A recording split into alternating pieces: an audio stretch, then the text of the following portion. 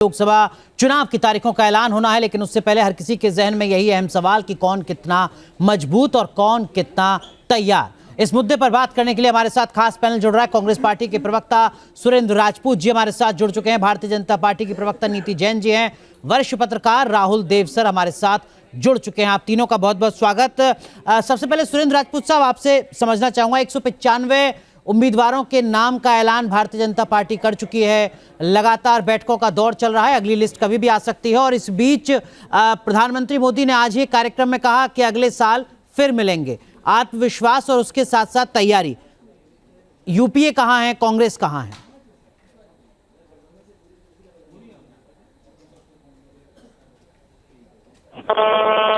आइए, अगले साल आपको विपक्ष में बैठा करके हम आपसे मिलेंगे। और क्यों नहीं मिलेंगे, बिल्कुल मिलेंगे। प्रधानमंत्री जी, आप दीर्घजीवी हों, शतायु हों, और आकर के अपने जो कार्यकाल में आपने दिक्कतें की हैं, चाहे वो बेरोजगार बच्चों के साथ की हो, चाहे वो महिलाओं का अपमान किया हो, चाहे मणिपुर की महिलाओं का हो, और चाहे वो अन्य जगह पर आपने अर्थव्यवस्था को कुव्यवस्था में बदल दिया हो, इन सारे श्वेत पत्रों के साथ हम आपको मिलेंगे, आपको विपक्ष में बैठाएंगे और आपके साथ हम संवाद करेंगे, विवाद नहीं करेंगे। संसदीय लोकतंत्र को हम मजबूत करेंगे, हम संवैधानिक संस्थाओं को मजबूत करेंगे, हम बदले की कोई कार्रवाई नहीं करेंगे, बदलाव की कार्रवाई करेंगे। तो प्रधानमंत्री जी मिलेंगे जरूर, लेकिन आपको सामने बैठा करके। एक बात। दूसरी बात आपने कही हमसे कि साहब उन्होंने 195 की लिस्ट जारी कर दी। कौन सा नया काम कर दिया उन्होंने भाई? उन्होंने तो यथास्थिति जारी कर दी। हमारी चर्चाएं चल रही हैं, हमारा उत्तर प्रदेश में गठबंधन हो चुका है, महाराष्ट्र में गठबंधन लगभग हो चुका है, दिल्ली में हो चुका है, गुजरात में हो चुका है। लिस्ट आपको आज शाम नहीं कल सुबह तक मिल जाएगी, क्योंकि यहां पर हम मुद्दों पर बात कर रहे हैं। जिस घोषणा पत्र को हमने किया है, भारतीय जनता पार्टी बताए कि क्या युवाओं के प्रति उसकी हमारे घोषणा पत्र के जरिए चलेंगे या कुछ वो युवाओं को ऐसे ही बेरोजगार रखेंगे। ठीक है नीति जैन, कमी कहीं नहीं है। जिस तरीके से आपकी रणनीति तैयारी, उसी तरीके से इंडिया गठबंधन भी आपके साथ साथ। और वैसे अगर गठबंधन के मोर्चे पर देखें तो बीजेपी ने तो 195 उम्मीदवारों के नाम का ऐलान किया है, लेकिन इंडिया गठबंधन 213 सीटों पर अपने सीटों का बंटवारा कर चुका है। मतलब कहां आम आदमी पार्टी के साथ कितनी सीटें हैं, कहां समाजवादी पार्टी के साथ कितनी सीटें हैं, 213 सीटों पर। नीति जैन।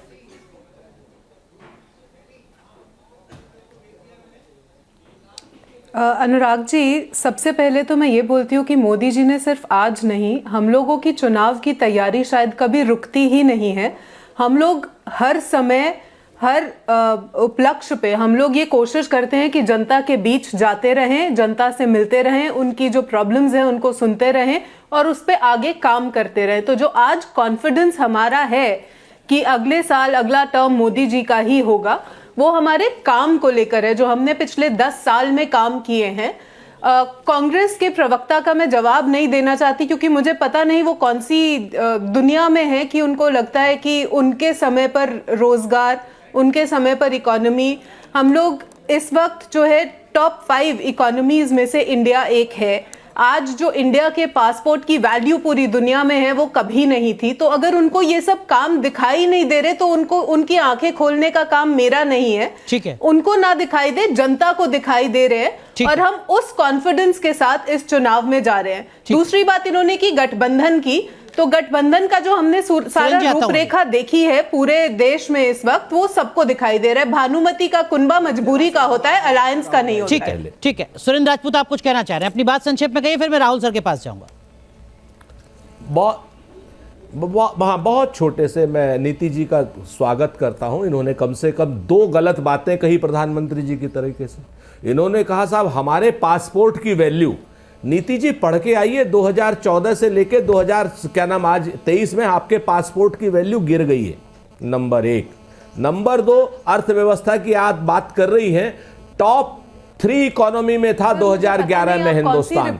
आज पर कैपिटा इनकम में 142वें नंबर पर है।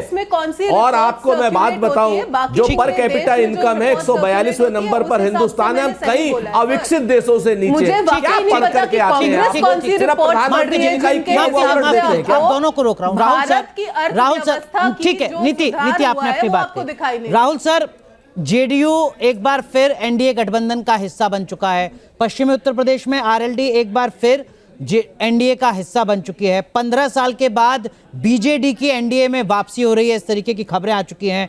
आंध्र प्रदेश से टीडीपी की बातचीत चल रही है, वो भी एक बार फिर एनडीए से जुड़ेगी। तेलंगाना में अब ये खबरें लगातार इस तरीके की सामने आ रही है कि केसीआर भी एनडीए का हिस्सा बन सकते हैं, अकाली दल भी जुड़ सकती है। इसके बरक्स अगर आप देखते हैं इंडिया गठबंधन को, जहां एनसीपी शरद पवार की पार्टी टूट चुकी है, उद्धव ठाकरे की शिवसेना टूट चुकी है, क्या वाकई आपको लगता है कि मुकाबला बराबरी का नजर आ रहा है आज के परिदृश्य में? अनुराग, मैं तो बहुत पहले से कह रहा हूं कि ये मुकाबला बराबरी का नहीं है, बहुत असमान सेनाओं में लड़ाई है। और इस समय तो जो लोग हम कुछ हफ्तों से देख रहे हैं लगातार कि लगभग सभी बड़ी पार्टियों से, छोटी और बड़ी पार्टियों से लोग टूट के बीजेपी में शामिल हो रहे हैं।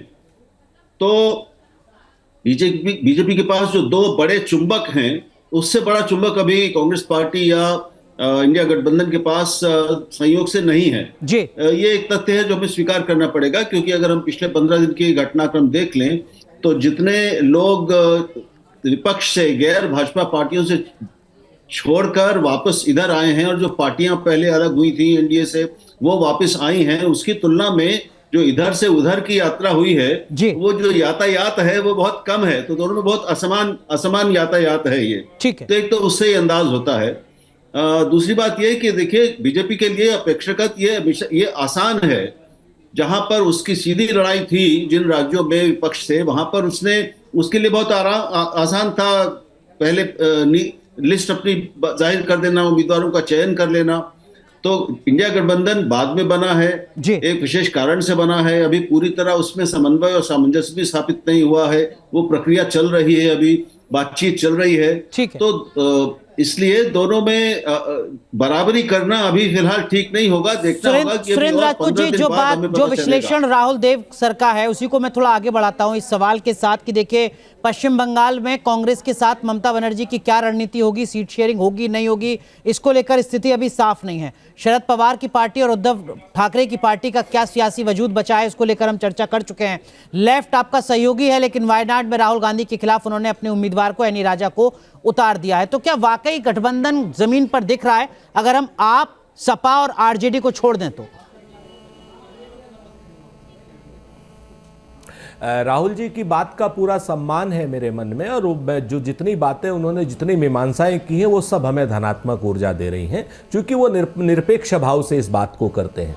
राहुल जी की बात का जवाब देते छोटी सी एक लाइन कहता हूं कि कुछ लोग तुम्हें समझाएंगे, कुछ तुमको खौफ दिलाएंगे, जो है वो भी खो सकता है। इस राह में रहजन है इतने, कुछ और यहाँ हो सकता है। कुछ और तो अक्सर होता है, पर तुम इस पल में जिंदा हो, ये पल तुम में जिंदा है, ये वक्त नहीं फिर आएगा, तुम अपनी करनी कर बैठो, जो होगा देखा जाएगा। अब रही बात, राहुल जी ने दूसरी बात कही थी कि साहब असमान भाव से हैं, उधर से इधर, इधर से उधर ज्यादा और कम की बात। तो मैं आपको राहुल जी एक खाली तथ्य देता हूं। तापस राय हैं, बंगाल के तृणमूल कांग्रेस के लीडर थे। 6 जनवरी 2024 को उनके यहां ईडी की रेड पड़ती है और पूरी तरीके से उनको तहस नहस करने की बात करती है ईडी, और 6 मार्च को वही तापस राय भारतीय जनता पार्टी ज्वाइन कर लेते हैं। ये आधिकारिक रूप से अगर आप चाहेंगे तो मैं आपको इसके लिंक भी भेज दूंगा। 6 जनवरी को ईडी की रेड और 6 मार्च को अब ऐसे ईडी से, सीडी से, इनके यहाँ एक उपेंद्र रावत हैं, उनकी सीडी तमाम जगहों पर है, इनकम टैक्स से और सीबीआई से डरा करके आप पूरे हिंदुस्तान को अपने यहाँ ले जाइए। 24 घंटे हमको ईडी दे दी, 24 घंटे हमको ईडी दे दीजिए, हम नरेंद्र मोदी जी को कांग्रेस ज्वाइन करा देंगे। ठीक है, नीति जैन, सुरेंद्र राजपूत जो बात कह रहे हैं, इनका मतलब ये कि ये पार्टी की लोकप्रियता नहीं है, ईडी और सीबीआई का खौफ है।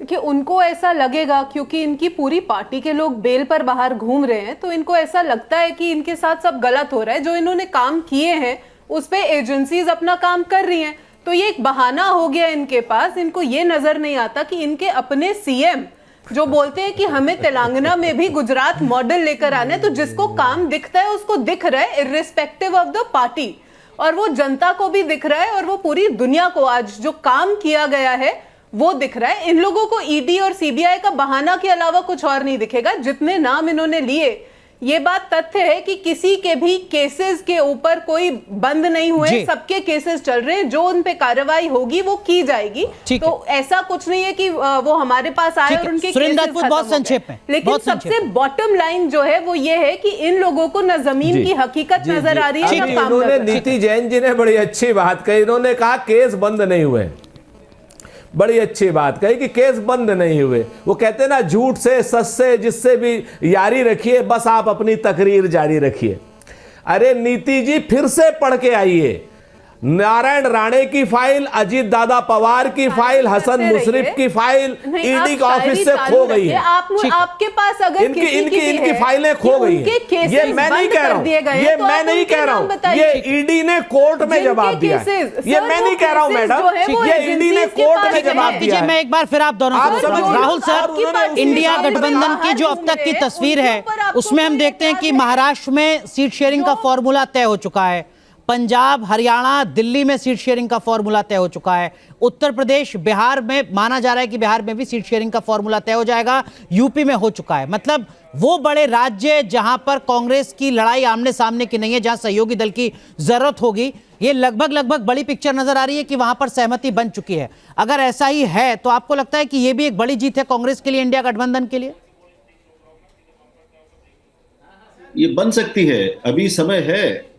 अगर गठबंधन इसी तरह से जारी रहा, और एक तो वो उनके जो वरिष्ठ नेता है, छोटे बड़े सभी तरह के नेता, थोड़ा सा अपनी जुबान पर संयम रख सकें जी। और अनावश्यक विवाद ना पैदा करें, एक दूसरे को लेकर कुछ ऐसी बातें ना कहें कि उससे दूसरे पक्ष को फायदा मिल जाए, अगर ऐसा वो करें और थोड़ा गंभीरता के साथ, थोड़ा चुप होकर अपना काम चुपचाप करें, तो वो एक मजबूत स्थिति में आ सकते हैं। ठीक है।